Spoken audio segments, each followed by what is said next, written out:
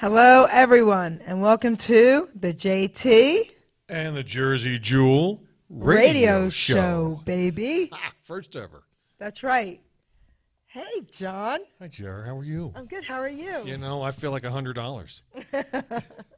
So, this is so cool. So, I agree. Let's tell everyone why we decided to do this. You start. Okay. Yeah. So, this guy right here, I think you were probably with Hamilton Radio before I was. I started buzzing around, I'm going to say about 2015. Okay, 2016 for me. Okay. Because when I came on board, you were already there doing some nonsense comedy, right? Oh, it was the old Robbinsville train wreck show. Kurt Zimmerman and his Tim Eli and Lynn Edmonds, who we called Lynn Almonds, and Tracy Paris and I would just spend about an hour just yucking it up and goofing around. So when I met you guys, I thought you guys were awesome. Each and every one of you. You're all still friends of mine. And then we kind of lost touch. Well, you know, right around March of 2020, things kind of went sideways for a while, and people weren't coming into the studio, Right. doing shows and going out of their homes, for that matter, for a good while. And okay, good. Now, next. So here we are. Here we are. So, you know, it's an honor for me to hang out with you and do this. Same here. I'm glad we could come together and, I don't know, just sort of goof around again for an hour once or twice a month. Right. Yeah. So you're also, I want to give you a perk here. So you're also doing another show. I am. It's Wednesday. Also Wednesdays. Today's a Wednesday, by the way, the 19th of October. But typically, each Wednesday, I'm shooting for doing a thing called Common Ground with John Theillon. As much as this is going to be lighthearted and fooling around and just fun, witty, whatever, semi-crazy, whatever we do, that is not it. No. It's all about doing good things, doing right things, doing positive things. So when you have a chance, check it out. Common Ground with John Theillon. But yeah, that's a different show. Yes, and you'll share it to me, so it'll be on my Facebook as well, Without a guys. doubt. You could check it out because you're going to see two different sides of this guy. All right? So I was in studio today while he was recording his first new show, and he was very professional, I do have to say. Yeah, well, thank you. Okay? You're going to see a different side of him here with me today, okay?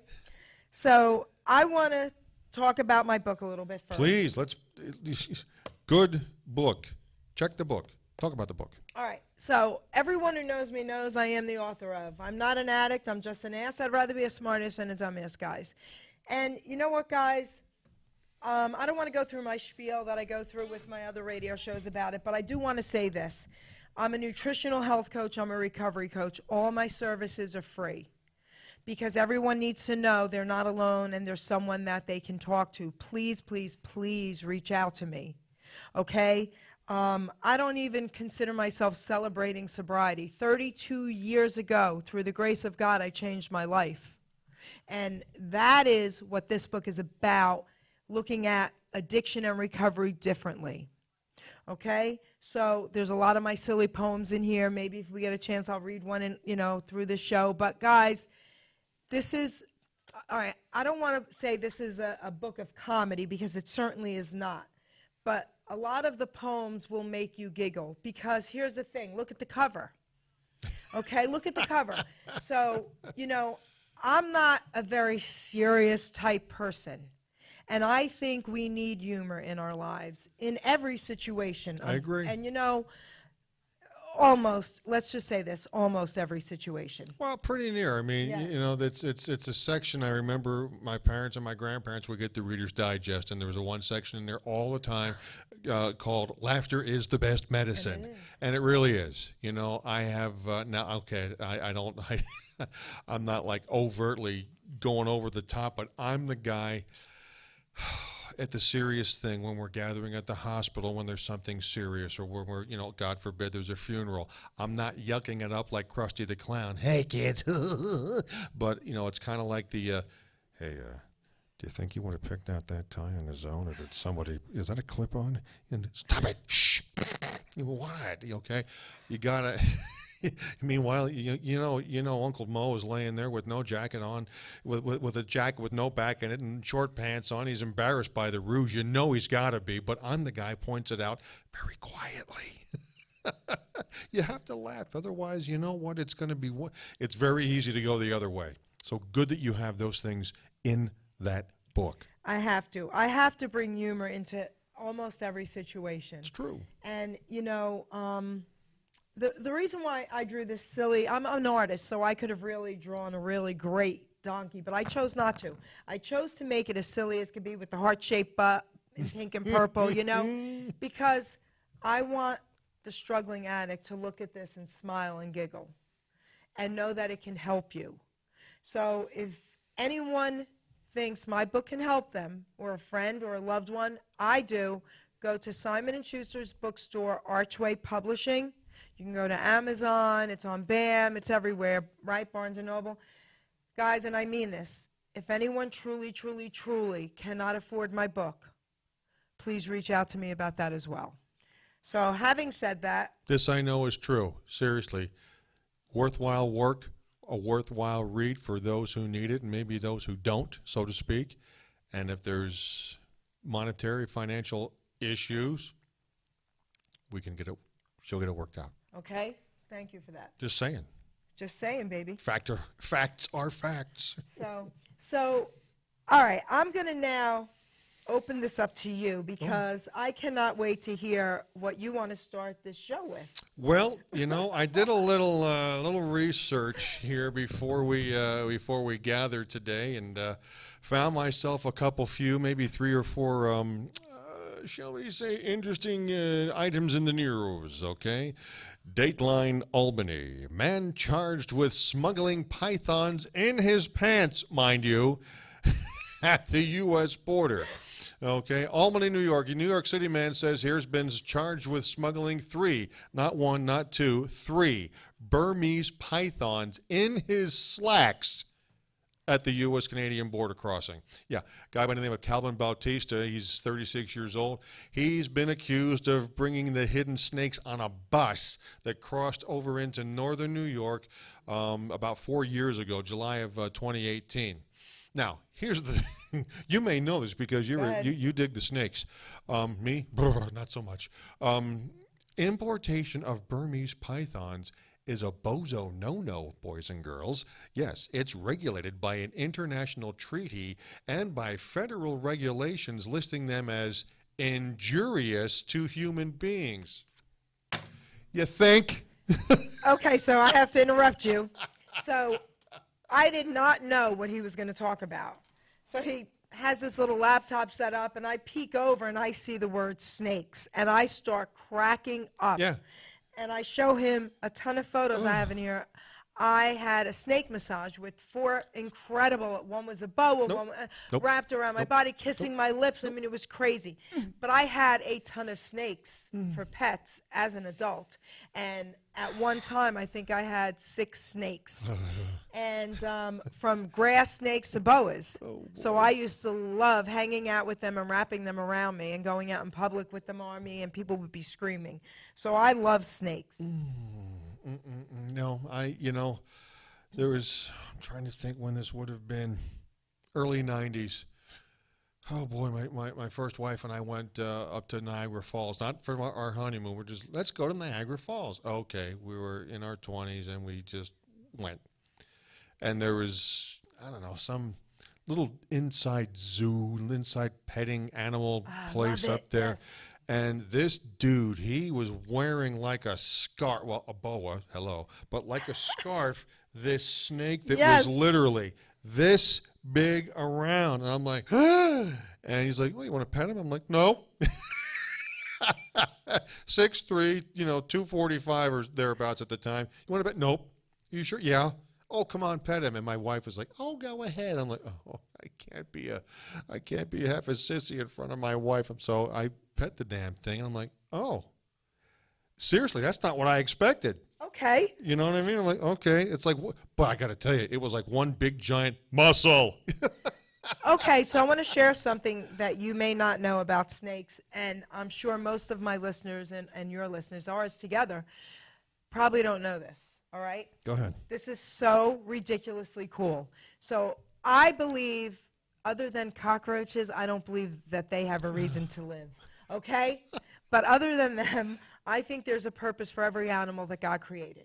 Okay. Right? I keep going. I wasn't sure why snakes, but I always loved them. And I used to wear them as jewelry, the little grass snakes on my wrist, and go out with them. People would scream, okay, whatever.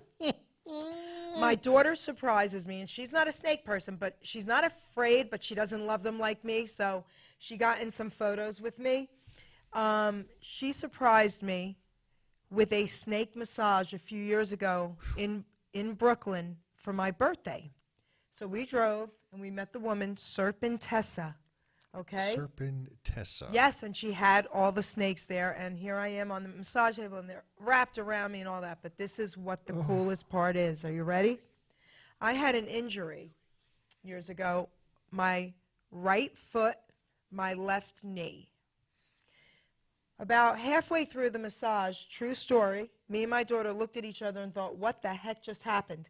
2 snakes wrapped themselves around my left knee, and the other 2 snakes wrapped themselves around my right foot. No.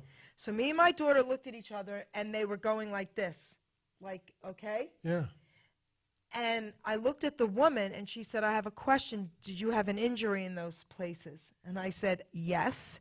And she said, they know, and they're trying to heal it by, like this, compressing it. Wow. So that's incredible to me. Whoa. So you see? They're not out to hurt you. They're just not. I'm sorry. Except when they hurt you. When you do something stupid to any animal. Well, hello. Yeah. Okay? Without An a doubt. animal has to be threatened or starving for it to attack. True. Okay. True story. It's still a no for me, though. I'm sorry. Oh, my gosh. So if I ever want to really freak this guy out, I'll surprise him in studio one day, and I'll get a pet snake and bring it over. Went on a vacation about 5 years ago down, where was it, like Central Florida. It was a nice bed and breakfast that this couple owned, and till we got down there, it was it was like 2 a.m. Flights were delayed, blah blah blah.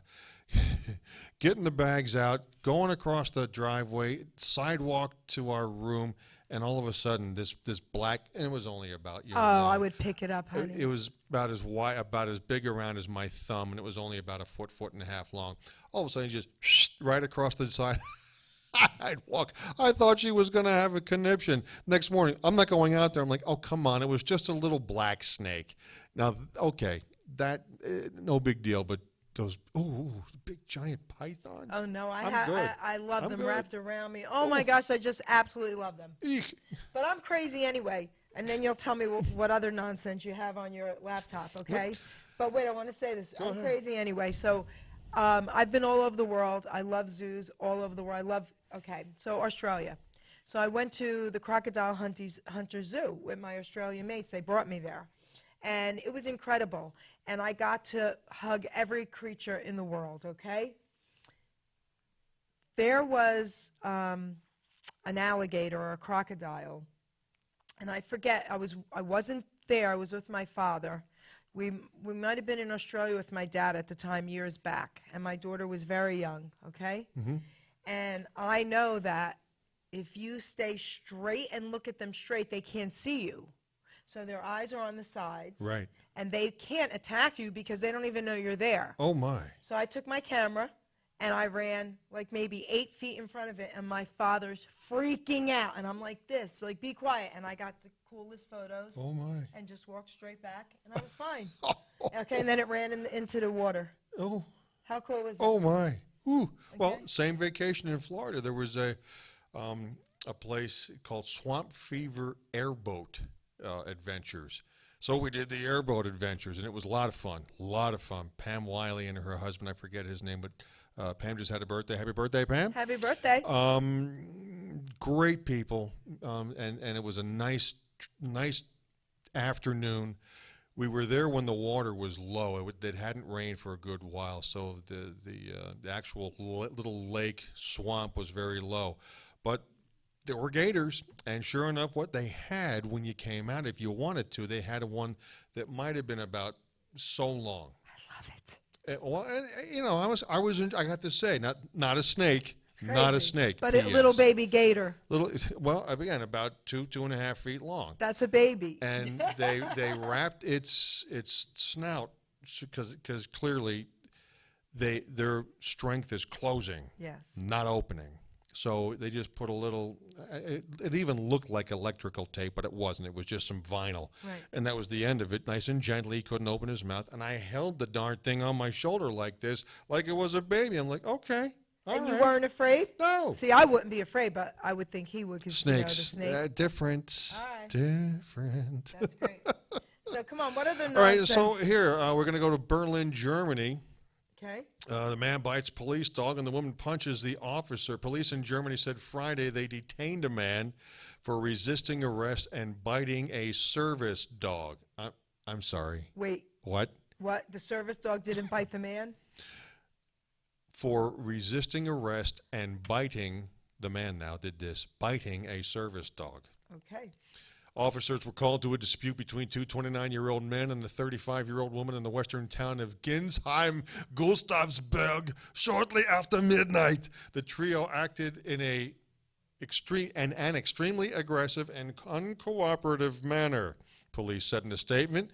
They were only able to overpower one of the men by using massive physical force, it said. In the course of resisting arrest, one of the 29-year-old men also bit a police dog, adding that the canine did not sustain any injuries. However, there was a bald spot on his left front leg. KYW News Time, 6:38.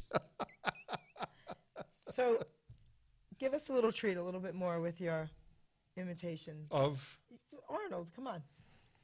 Meanwhile, the 35-year-old woman injured a police officer with a punch to the face. All three were detained, and they spent the rest of the night in jail, clearly to sober up. I love it. I went to Germany. I loved it. You know, I never been to Europe. I've barely been off the continent, to be honest with you. Trying to think. Barbados, Okay. 1990. Let's see. Bahamas very quickly, like a day cruise out and back from Florida, back in late '88. And I'm trying to think. That's it. Well, I had a bucket list of traveling the world. That was my thing. Well, that's a good thing to have. And Why not? That's where all my money went. And the thing is, I never went anywhere. This is what I don't like. I don't like when, other than what you just read, of course, no. I don't like when people go to other countries and ever say they didn't like the country. Because that's not for us to judge. I go out of the country to see how these people live. Yeah, Period. of course. And I never, ever have ever said I hated the country. I would tell everything about the country. Well, they did this, or they live like this, or it looks like this, or this is what's going on. Yeah. And that was just so much what I wanted to do. So that was my bucket list. I've heard from people. I worked with a fellow, and I had a good friend of mine who, sadly, pardon me, has passed. But they both, for work, were in Germany on several different occasions. Now, this first fellow I worked with back like 35 years ago, and we sold German-made laboratory test equipment, long story short. And Dale would have to go over there to bone up on the latest technology, the latest products, the latest this, the latest that. And Dale was just a little guy. I mean, I'm 6'3", and Dale, if he came up to my armpit, you know, he'd get mad at me. And I'm like, "What are you gonna do, Dale? Jump up and bite me in the shin?" Shut up! Well, yo, you shut up. Gives a whole new turn to the word ankle biter. Knock it off, man. I'm like, hey, just saying. He called me Frankenstein, shorty. Anyway, but he would go over there from time to time, and he would marvel. The people, they. At that point, I don't know if it's that way now, you know, all these years later or not, but the people, they loved when Americans would come over. Yes, they did. did. Loved it a lot. They were very friendly and accommodating, you know. Clearly, you know, he loved the beer, you know. He couldn't rave enough about the beer and the food, you know, and just how nice people were. I'm like, okay, I think I may have to go to Germany, you know, and okay, here it is all these years later. And even my friend who worked for McGee Reiter out in Bloomsburg, Pennsylvania, used to be McGee Industries. They made carpets years ago, and now they make carpets for automotive interiors. And Reiter, out of Germany, bought them, and that's the parent company, as part of the management contingent when he was still around. He'd have to go over from time to time. He raved about it. So I'm going to share something really cool about Germany, okay? And I learned this being there, because I wouldn't know this. So I went there over 25 years ago, maybe 27, 28 years ago, right? Mm-hmm. My daughter was young teenager. And we wanted to take a walk after the tour one night. And I said to, first of all, the doorman, "Is it safe?" He said, "Sweetie, you could walk naked 2 or 3 in the morning. No one will ever bother you." Whoa. That's how safe it was. So, okay, so I felt... What city or town? I was all over Germany. Wow. So I forget where this was, but Germany was Matters Germany. Not, yeah, okay. Okay, at the time. So anyway, I felt safe because I'm here. My dad was resting, so I didn't have him with me, and we wanted to walk around. And I got beautiful, amazing photos. Every single home in Germany, and we're talking like attached homes and apartments and big giant buildings, they were all different colors. And I'm an artist. So one of my houses in Robbinsville was hot pink, purple, and turquoise, the outside of it. Okay? So that's why I was freaking out. So there were purple homes, there were green homes, yellow homes, blue homes, right? Right. And every single house outside their windows had boxes of flowers, a flower box. Do you know why? No. I can tell you. Tell me. Because I had to find out. During the war, unfortunately, all their gardens were taken away from them. Oh. So they had no rights and they had no gardens and all that. So to proclaim their independence, right, every single home at the time, and I'm hoping it's still the same way, they all had flower boxes built around their windows. Wow. Is that beautiful or what? Wow. Boy, and even when they rebuilt, you know, in the late 40s, they made the accommodations for absolutely, that? Because that was, they all loved their, this is what was told to me because I asked my tour guide at the time because I had to know. Yeah. And I have a photo I'll show you. It might be in my phone of me standing by the building pointing to the, okay, it was beautiful. Wow. So I had to ask her, and she said, "Geri, everyone loved their gardens and their flowers in Germany. And when that was taken away from them and they were told they couldn't have them any longer, that destroyed them." Good so to have their that pride. back. Yeah.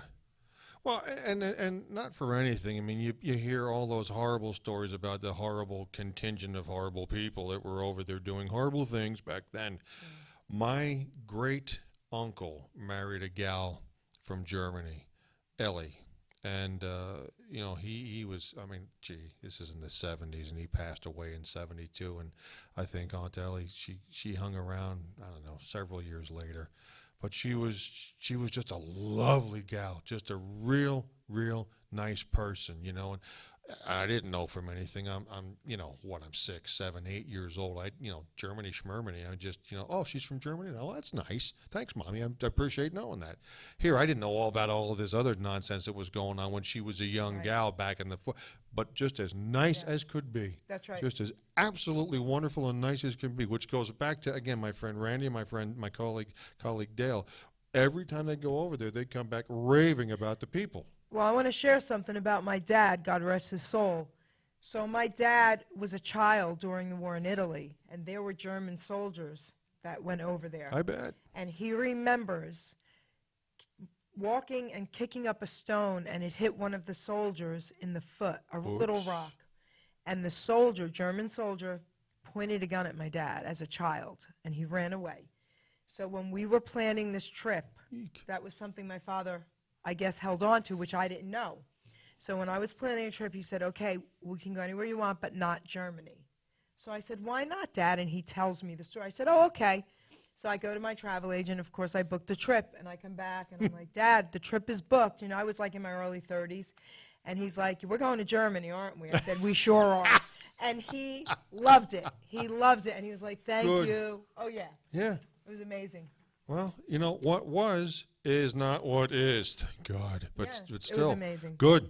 So what else do we have? Well, now we're going to get down to Virginia. This is just from about a week ago.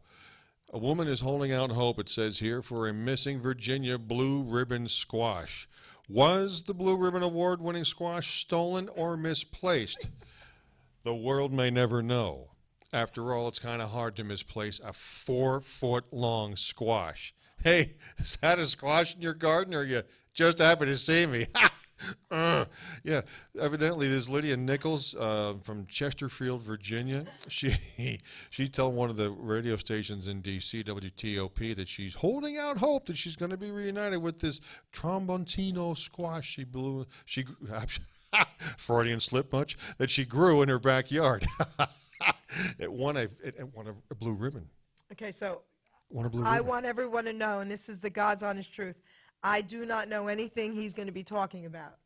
Okay, so this is the first I'm hearing everything. The snakes, the whole bit.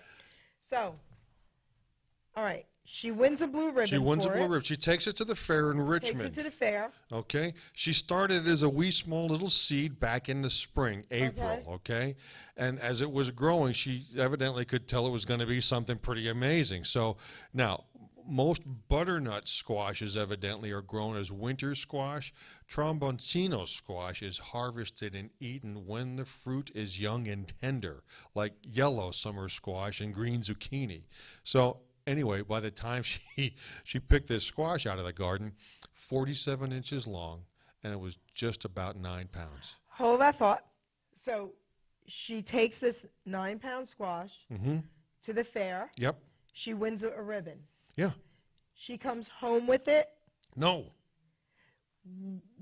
I want to know what happened in the transition. She dropped it off at the fair on Okay. September 26th. Oh, to leave it there for the ribbon? Correct. And You they know, were supposed to give gotta it back to You her? got to display it. You know, you have all the displays. Oh, gotcha. The canned goods and the big giant 3,000-pound pumpkin. Was this her display? I have Yeah. to know. No, So this was hers. she had her own display. She had this little, not so little, she had this 4-foot-long squash. And then she left it there? She did. The fair official gave her a claim ticket with her name on it that matched Gotcha. up with the ticket that they put onto the squash, a little deal there and so forth, okay?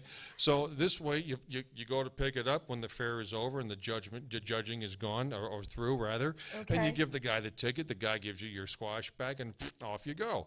Oh, no. So she says... She went back on the 5th of October to claim the squash with her little ticket in hand. Gone. And what did they say? Listen, I know this is ridiculous, but I just have to know. They What didn't know. They didn't know. They didn't know what to say. She's like, We couldn't find it. It was just gone. So they enjoyed her squash, really. somebody, That's great. she left Okay. empty-handed. She did get the blue ribbon, though. I hope she took a great photo of it at least. All right. All right, what else you got? Waving it around. Are you aware of the penal codes of this state? Hey, whoa, take it easy. All right, I got one more. All right. Where is it here? Looking. Oh, here we go. All right. So, Okay. when you're on your phone, Okay. you know the thumbs up emoji. Yeah. Do you use that from time to time? I do. No bueno. No good. No good? No good. NFJ. Okay, why? Well, the Generation Z people have taken umbrage with that and a few more of the emojis. Now, just so we know, Gen Zs, they are, to me, kids born anywhere from 1997 to 2012. All right, Okay. continue, because I really Now- don't know what he's talking about. Well, stick with me here. All right. So now, put it in perspective, the oldest Gen Z people are starting their post-education years with new careers, families. My son was born in 1997. He's one of the older Gen Zers. He's Okay. married just under a year, and he's got twin little boys who are almost a year old. So he's one of the oldest members of Gen Z, okay? Now, they're coming for our emojis. They're calling the popular thumbs up emoji, calling it out for being rude and hostile. Wait, a thumbs up Yeah, is rude and hostile? and hostile. Why? Glad you asked. You know, for younger people, this thumbs up emoji is used for to be really passive aggressive, they say. Okay, 24-year-old Reddit employee wrote, "It's super rude if someone just sends you a thumbs up emoji." So I had a weird time adjusting because my workplace, it's all over the place. Older workers, you know, do it all the time. You know, it's basically, I approve, I understand, or will do. I use it all the time. Me too. Part of the issue is that evidently these Gen Z kids, they tend to use the thumbs up in jest. You know, this guy named Barry says, "I only use it sarcastically, though sometimes I'm not even sure if the irony comes across." He says he only uses it to communicate with boomers, that's me, like his parents or older colleagues. Continue. I'm really still One confused. anonymous other younger office worker chalked it up to generational communication culture differences. What? What are you talking about? This is happening.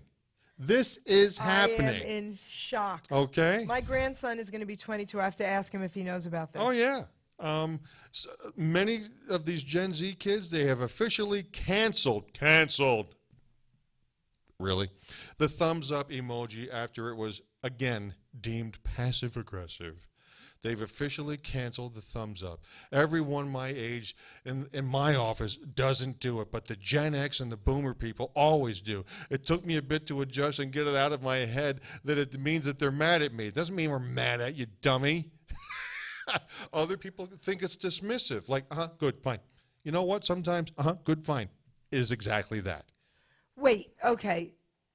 Wait. Serious? This is the first I'm hearing about this. Yep. You can't make this stuff up, All right, kids. so give me a thumbs up. How could that mean anything negative? Well, Tell me how they even came up with this. They think that it actually means, I've read your message and have nothing to add and hope and pray that all the bazillion people in this group chat also have nothing to say about it either. But they should be happy that we have nothing to say, because if we had something to say, it probably wouldn't be good. Oh, trust me, I got stuff to say. Okay? I'm in shock. You All know, right. and here's a gal, 25 years old, social worker. Okay, there's from Long Island. She says, We're people and we have words to use. If I took time out to write a thoughtful message, then you shouldn't be responding with the bare minimum. Fix it and write something real back. okay, you know what I want to say? Okay, yes. What do you want to say? Okay, right? This is crazy to me. But yet, isn't that the generation that just does this on their phone 24/7? They got their noses in. And they don't want to talk to you. They want to text you back. Exactly. Or as Fonzie himself, the king of the thumbs up, would say, Oh, right. exactamundo. Yes. Okay. Yeah. All right, you just blew my mind. Thumbs up emojis. NFJ. No good. No bueno. Stop it. You're being passive aggressive. You're being dismissive. Okay. And oh, here, I love this. A lifestyle and so-called etiquette expert, some Elaine somebody or other, who has done corporate training on the there's corporate training about all this. Okay. Oh, my goodness. She advises the avoidance of emojis all around in the professional work world, if only to avoid misinterpretation. They can be interpreted as disrespectful, Swan told the Post. It can differ from generation to generation across the board. People want to know when they've been heard, and emojis do not convey that for everybody. You know, again, all due respect, but okay. Let's see. Oh, some were less offended by the thumbs up, but felt the heart. Get this: the heart symbol was actually the most inappropriate. The heart symbol is the most inappropriate. Why? Well, to me, one person said, the heart is reserved for friends and family and has a more intimate meaning of love, while thumbs up is just simple agreeing. I actually find a heart emoji weird for work messages. Somebody else said, I use heart emojis for things like when somebody says, I got a new kitten, or Susie did a really great job. But the heart, too, may be falling out of fashion. Yeah. Are they going to try and get these taken off of what we're doing? I wouldn't doubt it. Keep tuned in, because along with the heart and the thumbs up, there's the okay, the check mark, the little pile of poo with the eyes in it, okay, the loud crying face, the monkey covering its clapping hands, the lipstick kiss mark, and the grimacing face, okay. Somebody says too that including emojis like that in the workplace makes you seem less powerful in your career. And one more. It was suggested that using the infamous eggplant emoji is actually a major turnoff when it comes to dating. What? OMG. Here, okay. I've got 5 words to sum this all up. People need to lighten up. That's you can't make this up, Jeff. You can't make this up. You know, I didn't think we were going to get into any of politically correct nonsense, but I want to I share. just found this That's great. Weirdly. No, that's great. Not even amusing is the wrong word, but I'll say amusing. Weirdly amusing. It is amusing. Are you really, really kidding me with this? So I want to elaborate and say something. Go ahead, as well absolutely. That bothers the heck out of me. I'm Italian, honey. I'm a guinea, okay, and I have no problem with the word guinea tea. Right. Right? We grew up. I mean, the hot guys wearing a guinea tee. Heck yeah, baby. Right? I grew up in Long Island City, New York. There you Man, go. we had a lot of them. I bet. Okay. Can't say guinea tea. Are you kidding me? I will never stop saying it. Thank you. Let them say something to me. Yeah. I can't take it anymore. I know. You know, and I can't even get into it because it's just that far out of fashion that a few of the things that my parents' generation would say, and if mother and dad were alive, they would be in their 90s. They were high school grads in the 40s. My mother graduated in. Here he is. Hat assistant. Thank you, sir. Ruben, since you threw his hat at him, say hello to everybody. Ladies and gentlemen, there's Ruben. Come on, show your silliness. He's an idiot. Oh my goodness. Yeah, they people grew up. There he is. He wants to do something. Listen, while you're down to the basement, just pick up a few things out of the fridge, would you please? Thank you. Oh my Thank gosh. you, Ruben. But yeah, you know, the World War II kids, because again, mother graduated in 43 from high school and dad in 47. And that generation, they had I'm sorry. Woo! Say hi. Say hi. On the job. That generation had a whole, thank you, Gino. There he is, ladies and gentlemen. He doubles as the NBC dancing N on the weekends. The things we can't say, you know, I'm just going to leave it because there's stuff that, you know, that generation would say like it was nothing, and it really was nothing until somebody decided to get bent out of shape. Craziness. Yeah. All right, you blew my mind with all that. You mentioned, and I will say this: I had a teacher in high school, 9th grade medieval history, who and this was just dopey, corny joke, but out of the guinea tea vein. Yeah. Okay? He came in one day, and again, Mr. Hoffman was his name, and Mr. Hoffman should have been retired 10 years before I had him in 79. He was an older fellow, and clearly around during World War II, and he's like, "Oh, did you hear about those Italian tires? They're no good." And we're like, "No, Mr. Hoffman, we didn't hear about your Italian tires." "Yes, when they go flat, they go wop, wop, wop, wop, wop." And we're like, "Ha, ha, ha, all right, he's in there." You know, this was 1978, 1979. Now, imagine if your history teacher said that Listen, tomorrow Doc in G's class. cracking up back there, okay? Right? You remember that old one? That's a classic. It means nothing. It was actually a shot, I think, at Mussolini and his cast of idiots back during, World War II. That's why it was kind of funny, because they were doing all this nonsense over there. Yeah. So, all right, Unbelievable. let's tell our age because of what we're talking about. Of course. So, you go first. I just turned 58 a week ago. Happy birthday. Thank you That's so right. much. And I did say happy birthday to She you. did. She was one of the first ones. Thank you, Jerry. So I'm 61. And the reason why it's important to tell them our age is because of the stuff we're talking about. Yeah. None of this is offensive to us. No.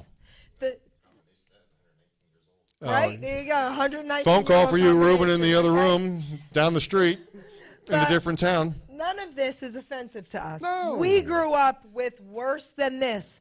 And honestly, this is how I feel. When people say that someone offended them, I always say this, and I guess that's where the coaching comes out in me. And I always say, what was the intent? Yeah. So you have to look at everything with intent. So if I slap you and call you an idiot, you know I love you and I'm just fooling around. Mm-hmm. But if I don't like you and I did that, then you have a right to be offended. Of course. And I wouldn't do that. So, but my point is, everything is intent, and people need to start really looking at that again, because I think we've lost that. Well, it also, to whatever degree, and this goes over a little. I'm going to cross over for just a little small piece. This goes to my other program, the Common Ground Show. It also speaks to communication. Yes. It also speaks to Yes. communication, because when all you're doing is this all day. "Hey man, how's it going?" "Fine." "What's new?" "Nothing." "You doing all right?" "Yep." You want to go do something?" "No, thanks." Right. Really? Then a half an hour later, they text someone like us and, "Hey, what about blah, blah, blah, and yada, yada?" And we give them this. You're right. And they don't like it. You know what? Tough darts. How about learn to act, interact, counteract, and react with people and communicate. Communicate. That's it. I want That's you to talk a little bit more. I'm going to search for a special poem because I think I need to read a special poem. Okay. So talk a little bit more, a little nonsense. Well, let's see. Nonsense. I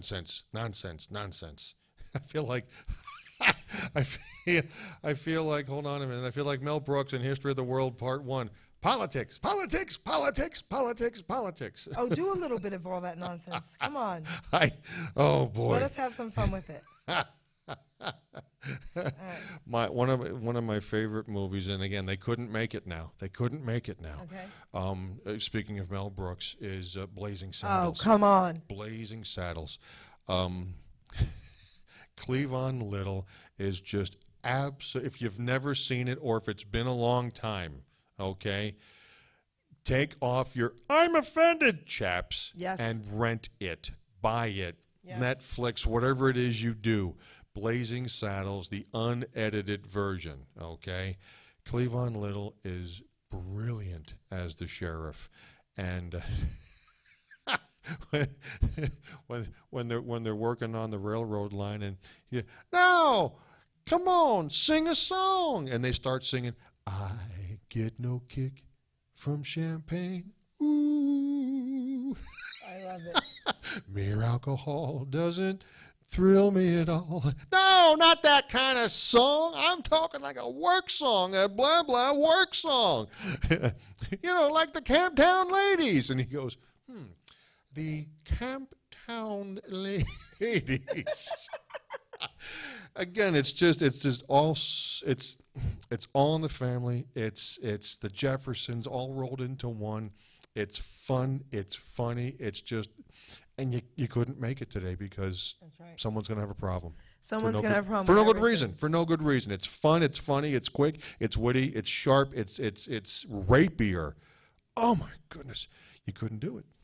So What'd you find? I want to read this poem, and there's a reason why, and I'm going to share it with you why. It's There called once was a man Face from It. Nantucket. No? Face it till you make it. Ah. Not fake it till you make it. So the reason why I want to read this is because everything we're talking about, all this craziness, right? How people interpret things, whatever. I'm going to get some backlash for this, but it's okay. So the younger generations, for some reason, don't want to face anything. Everything is put on the back burner, and they pretend it doesn't exist for them to get by. That is not okay. No. And you're going to get into a lot of trouble doing that. My generation, on the other hand, or me in particular, I had to deal with everything reality. I need the truth with everything, okay? I don't want anyone ever just, fudging something for me. No, tell me the brutal, honest truth. Yeah. And that's what's going to make you whole, healthy, happy, ultimately. So I want to read this poem, okay, that I wrote. Fake it till you make it is a term heard so much. I don't really agree. It's living with a crutch. Not just for addiction, all life lessons, my friend. That's a saddened life to live until the end. I'd rather go by a saying more real. Face it till you make it in spite of how you feel. We got to grow up, put our past behind. In spite of our hurts, there's greatness to find. I'd rather go through life smiling every day, holding up my chin, all good things to say. Positive thinking and actions likewise throw out a force up into the skies. What we protect is what we will earn. Karma is real. We each have a turn. Your thoughts are wired to make you think. With what you do can make you sink. Keep all your thoughts uplifting and real. Feeding your mind crap destroys how you feel. Right. Don't put out crap. It comes back to bite. Stand up real tall and just fight the fight. I promise you this, if you face all your fears, it may be quite scary, but will add to your years. One day you'll be happy with who you are now. One day you'll be happy with who you now are. Just look at me, I've really come far. I look in the mirror and like what I see, but most important, I really love me. And the reason why I thought that was appropriate to read is because all of this stuff that we're talking about in jest and silliness, but it's serious. Yeah. Okay? And everything is so offensive. Okay? We have to now worry about these freaking silly emojis? No. Are you kidding me? Mm-mm. That's part of, if you listen to what that poem said, that's part of the problem. Because you're not facing anything.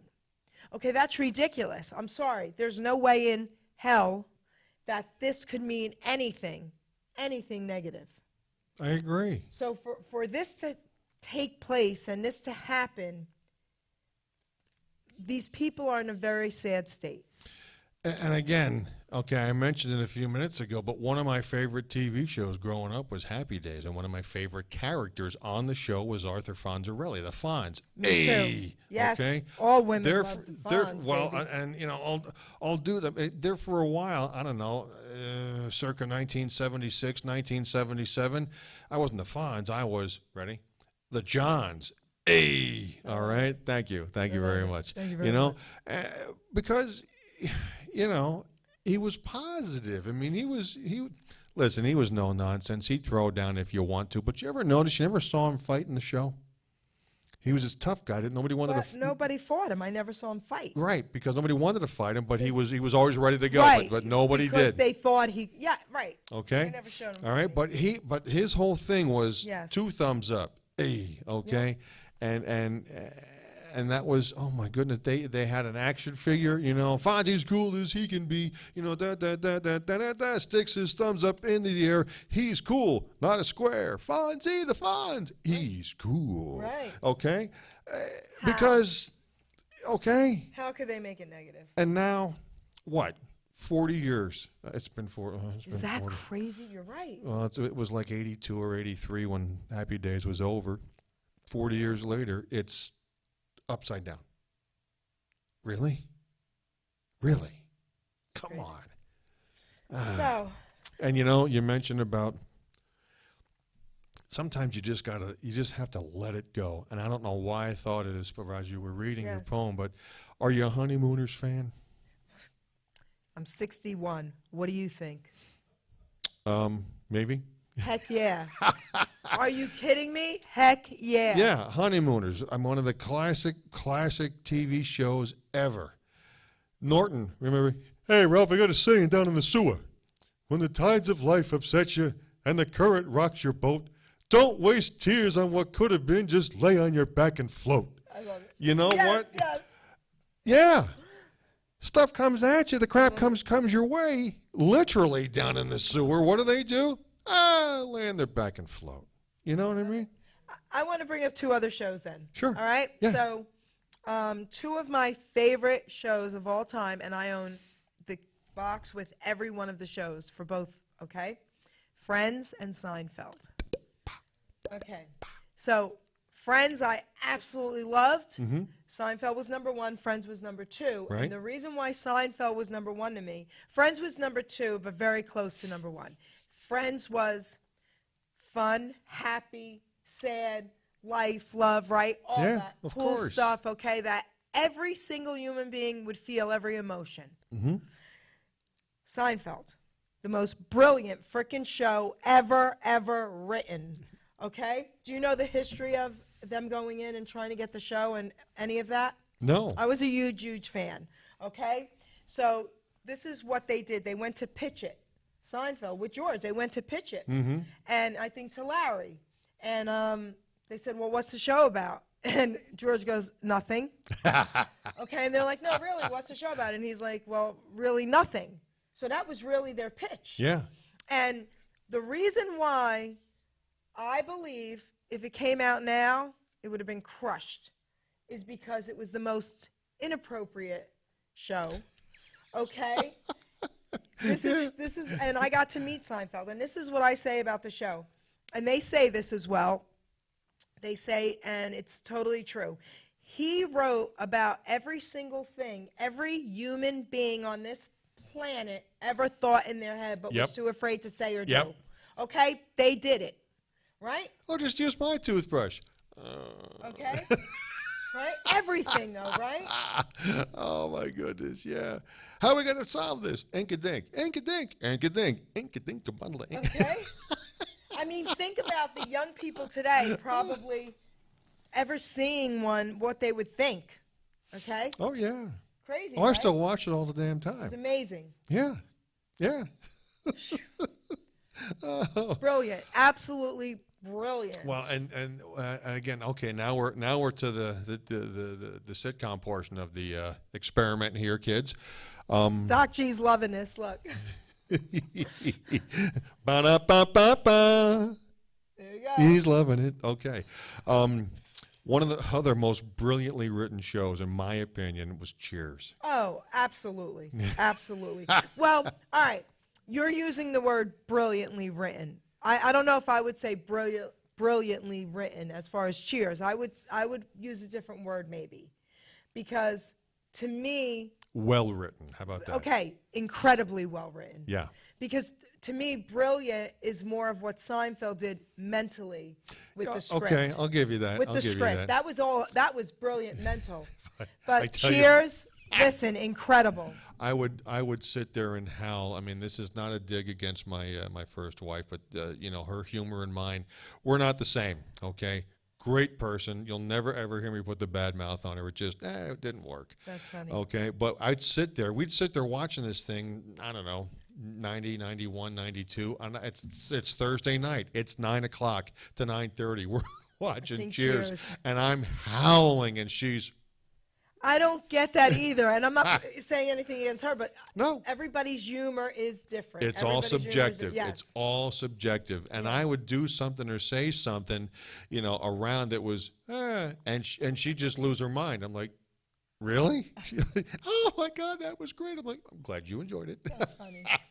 But you know, the phone rings. Remember, Coach? You know, the phone rings. Hello, cheers. Hold on. Is there an Ernie Pantuso here? Coach, that's you. Oh, speaking. Okay. Amazing. Somebody had to think that line up. Brilliant. That's just absolutely well written. Oh my goodness, I would just sit there and howl and Yes. howl and howl. I loved it. Oh my goodness. You know, Amazing. Cliff, all those guys. And even too, I mean, now this, again, a different bolt of cloth, and they were on for 11 years, but MASH is another one. Oh, absolutely. Groundbreaking, of Okay, course. but now I think that was brilliant. I agree. See, I think MASH was brilliant as well. Because there was nothing like it before, Right. and there has been nothing No. like it since. That's right. You can't do it. That's right. You And I can't. don't think you can. They tried. Yeah. Remember I after think- MASH? That's right. That's right. No. Like a lead balloon it went over. So Just, brilliant, brilliant, brilliant, we brilliant. had incredible shows. You know, we had an incredible. I'm gonna say the word childhood. Yeah. But up until young adults, Yeah. you know, we'll never see that again. I can start remembering going back to about 3, so that would have put me right around late '67, and I used to, even as a little kid, okay, I used to get the biggest kick out of a lot of the bits on, ready, Laughing. Okay, laughing. Monday nights, you know, in beautiful downtown Burbank. Okay, all this stuff. The guy in the rain suit and the tricycle, boom, you know, falling over. You know, very interesting but stupid. You know, Artie Johnson. You know, a poem by Henry Gibson with the big giant flower. I mean, all of it. Some of the stuff was over my head, of course. They even got Nixon on there. Sock it to me. Right. I have a question. You're a comedian. Well, he tries to be. He thinks he is. Oh, did I say that loud? All right. Wow, okay, let's see here. Hold on a minute. That invitation to the Pancake Social on Sunday has now officially been rescinded. Gone. All right. I have a question for Go you. ahead. Now, comedy clubs today, a lot of them still are obnoxious and crude and rude. Why are they allowed to be? But we can't use a thumbs up emoji. That's a good question. Okay? That's a real good question. Because a lot of them still are. Oh, yeah. Okay. I don't know. Maybe it's understood that once you walk in to a comedy club or a venue that is hosting comedy club night, you know, like City Street's up here Beware. on 130. That's right. Beware. Yeah, it's all of a sudden. So you went to City Streets up here on 130, you know, last Tuesday night after work with the guys, and you watched some stuff on television. Monday Night Football, blah, blah. You had burgers and a few beers, and everything was great. You go in there on Saturday when they're hosting a comedy night, it's not the same place. It's not the same place. It's the same location. It's not the same vibe. I wonder if one day that's going to be gone. I hope not. I do too. I hope and Don Rickles. I'm going to Brilliant. bring him up. Absolutely. Speaking of brilliant, there he Okay. is. Lovely guy, too, by the way. So you may know this, I'm not sure, but you know, he's unbelievably the rudest, crudest, right? All that crazy stuff. Okay, so you funny. either love him or hate him. I don't believe there was ever an in-between with Don Rickles. No. Okay? So anyway, he's up there doing his thing years ago, and there's a couple in the front row. And it was clear that the wife hated him. All right? So she was there because her husband, probably a gift, I forget what the story was, but she was there for him. And she's heckling him the whole time. Oh. So you have to Google this, it'll come right up, okay? He comes over and he says to the husband, "Is this your wife?" And he says, "Yeah, I'm sorry, yes, yes." And he says, "If this was my wife, I'd give her a bottle of poison to drink." She stands up and says, "And if you were my husband, I'd drink it." He stops the show. He brings her up on the stage, and he said, "Never in my entire career did anyone make me speechless. You're brilliant." Okay? And then I think from that moment on, she probably loved the guy, okay? He had her from that point on. Okay? Oh, my It goodness. was great, okay? I'll never forget that. Well, and that was Rickles. Okay, all the stuff you hear and you see out there, You know, and I miss so many of those old personalities who are gone now. But that was his literally his shtick. That wasn't him. That was his gimmick. That's what made him Don Rickles, the comedian. Right. Okay. I agree. How I have heard so many stories about what, again, and this is a derivative of it. He recognized this woman for what she was able to do. That's right. Amazing. And he had it right up there on stage. I'd have done the same thing. But he was when I say he was a lovely guy, he helped people. No, I know. He was good to folks. He was a good egg. He was a good, but you'd never know, you know, unless you knew. Unless you knew. Yeah. I love that. Unless you knew. Yeah. So listen, we've gone longer than we thought we would be going. Hello. We didn't even know what we were going to be talking about the first time. We This was are the great. Seinfeld of radio programs. Okay. This is great. This is absolutely great. Is there anything else you want to touch base on? I gotta say, I think we've said it all Okay. for tonight. For tonight, I think so too. We're coming back now. We're going to do this twice a month. We're going to do this twice a month. If Right. memory serves, what are we looking at? Well, I believe it might be 2 Wednesdays from tonight. We're mixing it up a little bit there a few Right. months for certain reasons, but eventually we will get on track. So it might be the 1st and 3rd, 2nd and 4th. We'll see how that works out. But Yeah. we will be twice a month, and everything will be posted. So Watch on my Facebook page, John Theillon, on it's- Jerry's Facebook yep, page. it's already as well. there. And we'll keep you posted. Thank you. Yeah. Take us out, guys. Thanks. Next time.